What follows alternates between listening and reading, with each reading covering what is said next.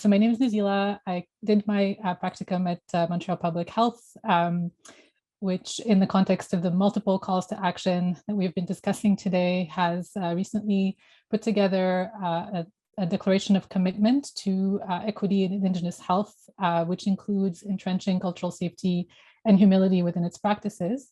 So I joined the recently formed Indigenous health team at Montreal Public Health, and in the next few minutes, so 7 minutes to be exact, I'll try to share with you some of the processes, highlight some of the findings, and discuss some of the challenges of this work.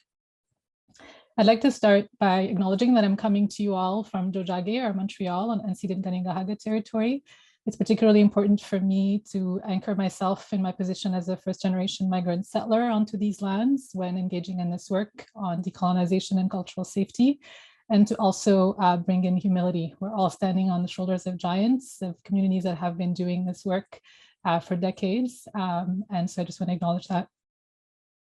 So we relied on this definition of cultural safety and humility. I just want to make sure that we have the definition straight. We're not talking about competency or sensitivity, but a cultural safety definition that really highlights the importance of critical reflection, colonial and cultural dimensions in health, and illuminates the power dynamics within institutions, and therefore supports the self-determination of Indigenous peoples, including in matters of health and well-being.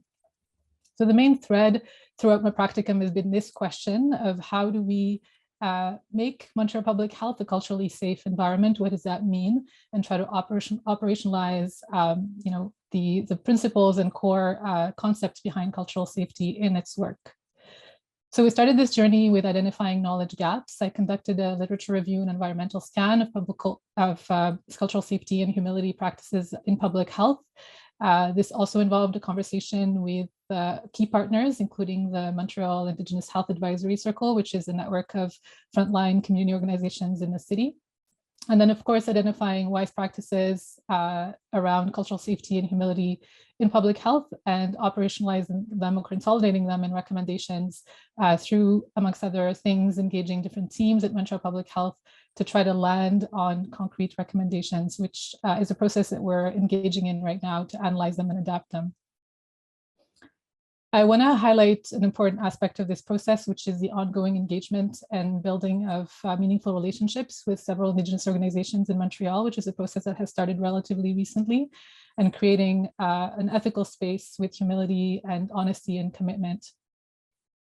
So the main identified knowledge gaps that emerged from priority domains that were identified at Montreal Public Health and through engagement with partners around these three areas around cultural safety training, institutional practices, as well as frameworks around Indigenous health and knowledge data. While there's a lot of literature on cultural safety training, I will actually not discuss that today for the sake of time, and also to highlight the fact that educational endeavors alone cannot actually transform systems. So instead, I'll briefly discuss some of the high-level wise practices that we've identified, and then illustrate them with some examples of recommendations that we're in the process of developing currently. So what are some main wise practices in terms of cultural safety and humility when it comes to structural interventions? Well, one key component is the importance of organizational transformation. And that means engaging with questions of governance. So how does an organization center Indigenous leadership within its structure? Questions of sharing power and resources and engaging in capacity bridging, especially in the context of public health being a bit of a jurisdictional patchwork here in Quebec with multiple levels of jurisdiction involved, and how to engage in genuine community engagement. In translating this work for Montreal Public Health, one key aspect for us is endorsing Joyce's principle. So we talked about Jordan's principle earlier, but Joyce's principle was put forward by the Atikamekw Nation in the wake of the tragic death of Joyce Echaquan in 2020. It's based on the UN Declaration for the Rights of Indigenous Peoples, and as such centers the self-determination of Indigenous peoples in matters of health and well-being. And it also acts as a blueprint for organizations to enact decolonization work and to put in practice cultural safety. There are additional whole system actions that we're working on to operationalize the cultural safety and humility wise practices that I won't have time to go into, but one aspect that I wanted to highlight is the question of evaluation. So how do we track the work that we do in order to ensure that it's actually in keeping with the calls to action? How do we make sure it's impactful and transformative and doesn't rely on easy, symbolic, or low-hanging fruit interventions? The other important domain was around Indigenous health, well-being, data, and knowledges. So there's a lot of points to be discussed in this vast chapter, including issues that are echoed in research, for example, around issues of data governance and community engagement, but also aspects specific to organizational work in public health as opposed to populational health, and to work in an urban setting as well, with a diversity of Indigenous communities that are present. The core principles arising from our review are really centered around the idea of Indigenous data sovereignty, which is linked to Indigenous sovereignty. So this brings up issues around relevance. So in PH work, who is asking questions and why? Questions of responsibility for institutions to be held accountable for their work. Questions of respect for community governance, but also for aspects pertaining to Indigenous worldviews, including concepts around health and well-being. Community rootedness, often captured by the phrase, nothing about us without us. And how do we ensure that the data that we're collecting actually increases equity? So there are many aspects that I could discuss in terms of how we're trying to implement these recommendations. I'll just use an example that stemmed from one of the meetings with the teams at Montreal Public Health doing work around youth wellness and health, which is one of the axes that are deemed a priority in the Montreal Public Health Action Plan.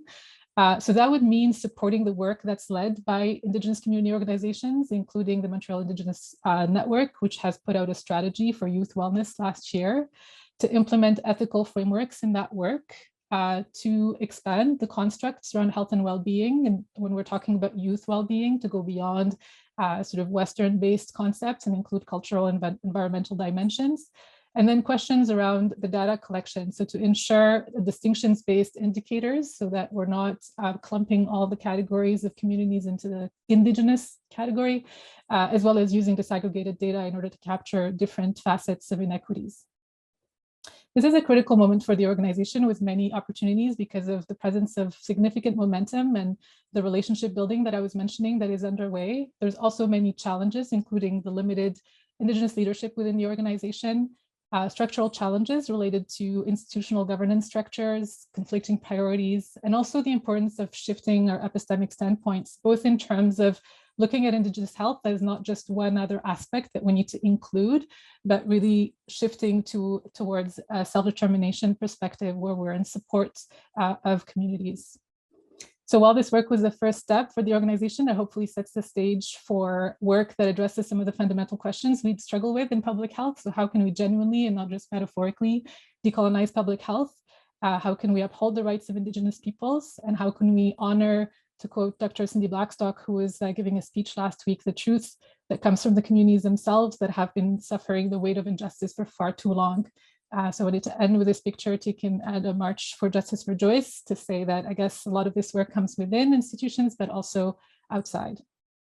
And I just will end by quickly thanking all my team at Public Health, but also some of the peers in this class and the many people who I've learned from over the last few months. Thank you.